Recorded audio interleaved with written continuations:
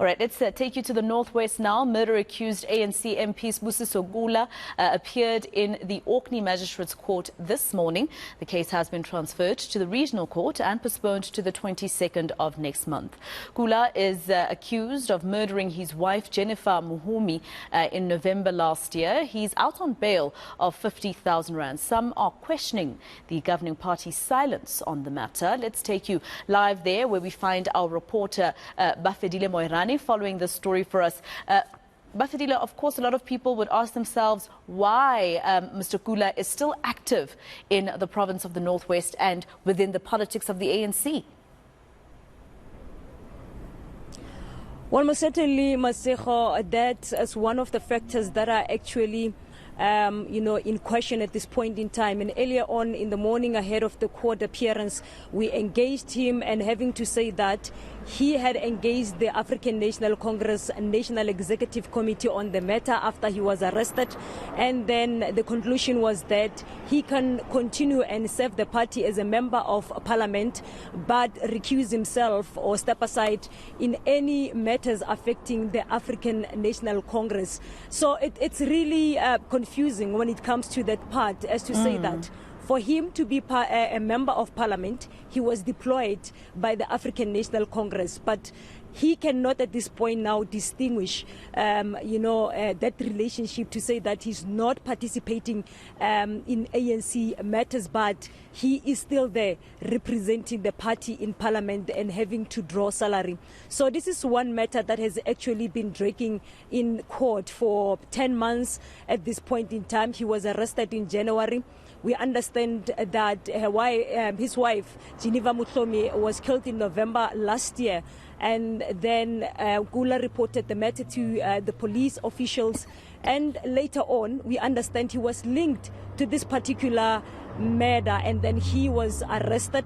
He then spent about 3 months behind bars as he was fighting for his freedom, in particular having to get bail, to the point whereby the matter reached the Northwest High Court, where he appealed the decision of the Orkney Magistrate Court of denying him bail. He's at this point in time out in 50,000 rand bail, but he is still maintaining innocence and saying that he does believe that the state at this point in time does not have a concrete evidence against him, and we're expecting the matter, as you indicated, that it is now transferred to the regional court on the 22nd of this month. He will be making his first appearance there. So he spoke to us earlier on. Let us listen to what he said. I've always maintained that I was elected in 2019 until 2024. As I was speaking to shortly, I was making a call to arrange that I travel to Cape Town, so that next week when we vote for the public protector, I'll be there. I continue to do my constituency work. I continue to help local communities with their needs. So I remain a member of parliament until the elections next year. Quite telling there, Bafedile. We all know that he's innocent until proven guilty, but I mean, maybe he should step aside. I mean, a member of parliament, that's quite high up in government. But in court, Bafedile, did you spot any family members, either from his side or his wife's side? Well, surprisingly this morning, as we didn't actually spot anyone, he was actually accompanied by his cousin and his legal representative. But in numerous occasions since the beginning of this trial, we saw community members and political party formations here in the province having to gather outside court in support of the victim's family and having to call for justice to prevail, saying that they do support the victim's family in this matter. But it's really surprising that this morning there was no activity outside the court.